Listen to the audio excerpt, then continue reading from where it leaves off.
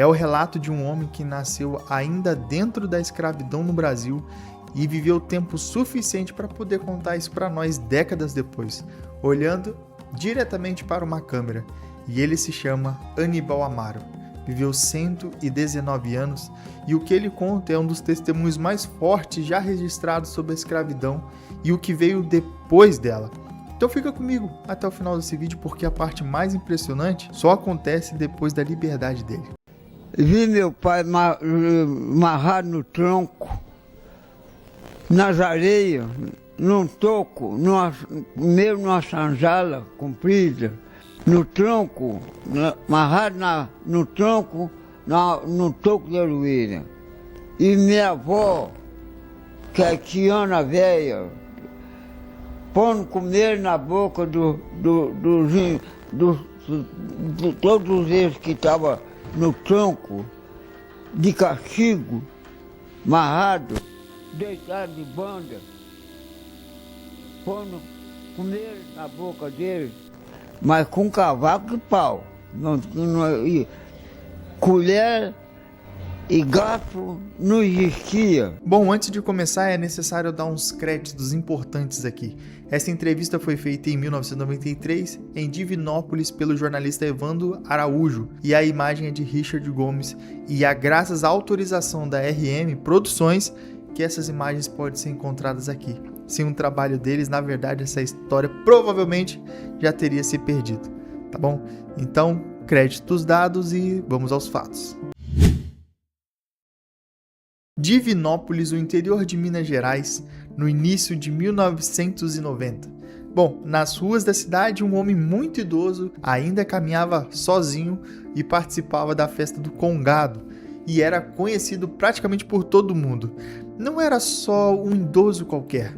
Falava-se que ele tinha mais de 100 anos e que ele havia nascido no tempo da escravidão. E esse homem, como eu já apresentei aqui, era Aníbal Amaro. Nascido em Leandro Ferreira, em Minas Gerais, Aníbal viveu praticamente 2 séculos da história do Brasil dentro de uma única vida.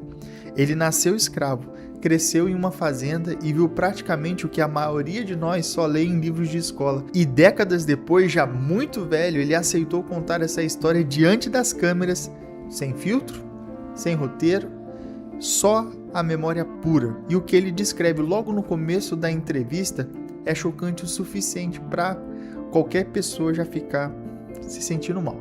Aníbal contou que lembra do próprio pai amarrado num tronco, deitado de lado e sendo alimentado por um pedaço de pau, porque colher e garfo, segundo ele, simplesmente não existia para quem estava de castigo. A comida era jogada numa cuia ou numa vasilha qualquer, e quem estava ali amarrado não tinha permissão nenhuma para se aproximar das panelas grandes da casa para poder se servir. E ele também lembrou da própria avó, já idosa, levando comida na boca de quem estava preso naquela situação no tronco ali de castigo.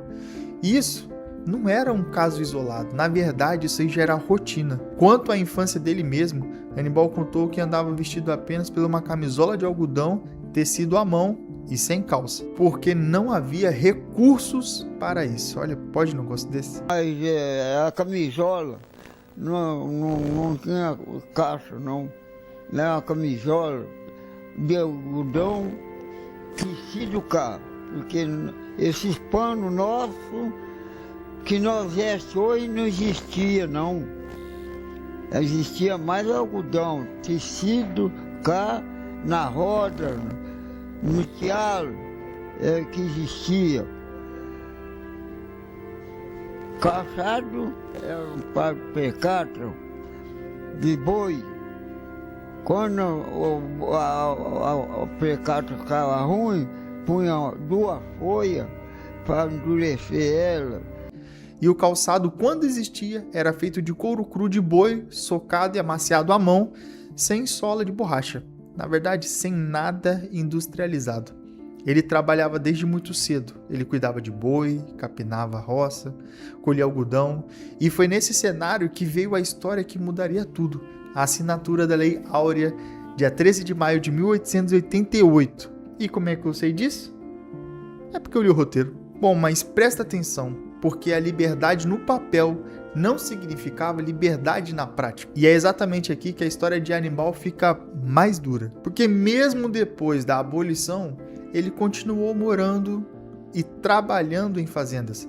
Porque simplesmente não havia terra, não havia dinheiro e não havia nem para onde ir. E foi numa dessas fazendas, já depois de livre pela lei, que ele apanhou tanto que decidiu fugir.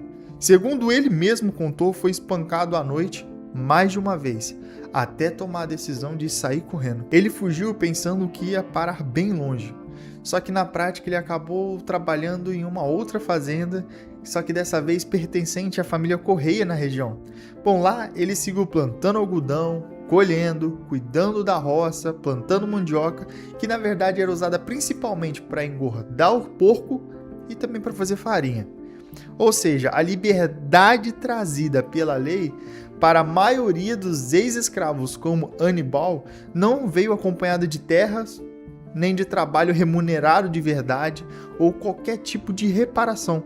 Na verdade, veio só do direito no papel de você meter o pé e ir embora. Aníbal foi direto ao ponto sobre o que mudou de fato quando surgiu a abolição. Ele disse que pela primeira vez ele podia conversar com alguém sem medo. Ele podia ir para onde ele quiser. Isso, segundo ele, foi a coisa melhor que Deus deu para quem tinha vivido escravo. Nós achávamos bom porque nós podia conversar com qualquer um, ensinava nós a conversar, e outra coisa também, nós tínhamos liberdade de ir aonde nós queríamos. Aí foi a coisa melhor que Deus deu para nós. Mas o preço dessa liberdade continuou sendo pago décadas depois. Ele contou que mesmo depois de livre continuou trabalhando por salários miseráveis, recebendo poucos réis pelas jornadas inteiras de trabalho pesado, tentando sustentar a sua família que ficava cada vez maior. E é aqui que entra um dos detalhes mais impressionantes da vida dele. Aníbal se casou 2 vezes e teve 34 filhos. 24 no primeiro casamento e 10 no segundo. Dos 34, apenas 3 haviam falecido até a época dessa entrevista. E ele contou com muito orgulho que criava 5 netos dentro da própria casa. No início dos anos 1920, Aníbal foi trabalhar numa rede mineira de viação, a famosa estrada de ferro que cortava o interior de Minas Gerais. E ele contou com muito humor que no começo ele tinha tanto medo do trem que ele se escondia quando ele via a locomotiva passar.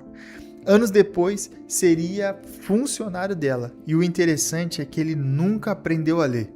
Só que mesmo assim, aprendeu todo o ofício na prática, desde o trabalho manual de manutenção da linha até mais tarde se tornar feitor em uma espécie de encarregado lá da equipe de 1924.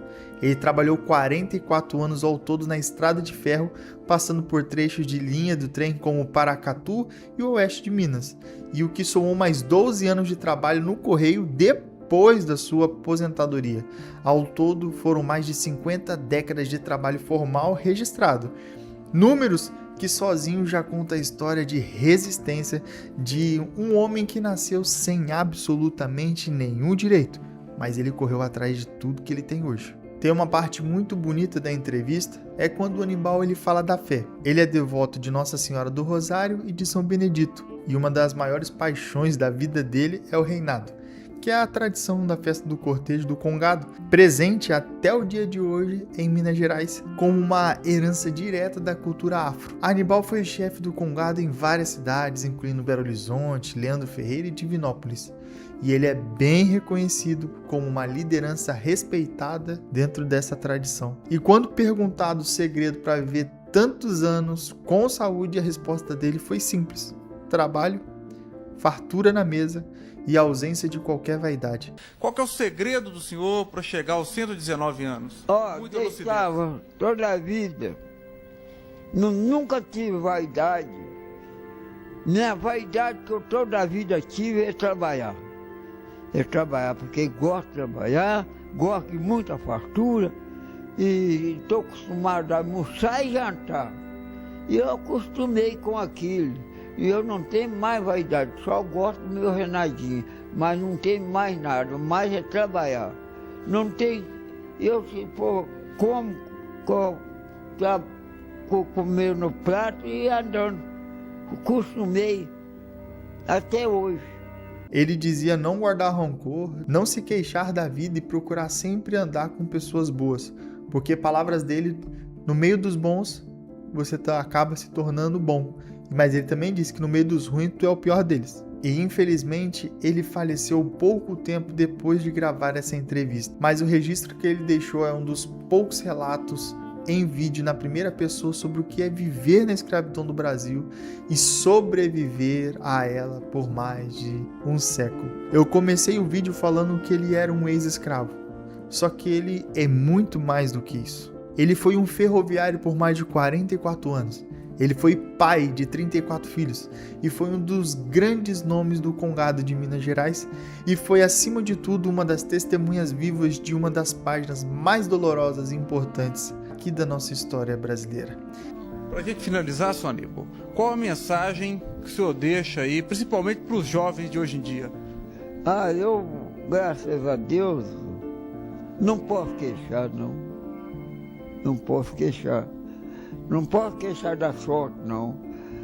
E por isso, eu só lido com gente boa, porque no meio do bom, eu serei um deles e sou muito querido, de Deus e todo mundo. Bom, meus amigos, se isso te tocou de alguma forma, não esqueça de deixar o seu like e compartilhar. Eu gostaria de trazer esse vídeo para te trazer uma reflexão. Eu sei que nós temos o costume de estar sempre reclamando e nunca satisfeito com nada. Eu entendo, eu sou humano e também tenho os meus caprichos. Mas fica com esse vídeo, tenta refletir, tenta tirar alguma coisa boa, tenta tirar algumas lições boas na sua vida, que eu sei que logo as coisas se ajeitam, não precisa ter pressa não, tá bom? Eu comecei esse canal tem 2 meses e vou te falar, é muito mais difícil do que eu imaginei. Olhar para uma câmera, tentar conversar, tentar me soltar, me expor, assim, é complicado, mas eu vou conseguir e estou conseguindo. Obrigado por ter assistido até aqui, até a próxima e foi!